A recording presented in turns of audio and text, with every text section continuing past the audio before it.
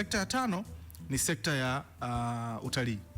Hapa ni eneo ambalo linakuwa sana, na niseme wazi kwamba kasi hii haiko tu Tanzania bara, lakini ipo pia kwa wenzetu wa Zipa Zanzibar, ambayo kasi ya uwekezaji kule ni kubwa.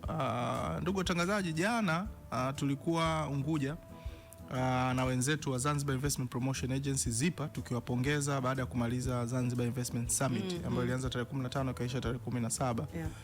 Na pale tukakutana na mwekezaji mmoja anajenga hoteli, kampuni ya Catalonia, moja kampuni kubwa kabisa kutoka Spain, inajenga hoteli yenye vyumba 420 Zanzibar, Pwani Mchangani. Na hiyo si project moja, wenzetu wa Zipa katika mwezi mmoja uliopita wameidhinisha miradi mitatu ya aina hiyo ndani ya mwezi mmoja, zaidi ya vyumba 400. Vyumba 420? Vyumba 420, na sio hoteli ndogo.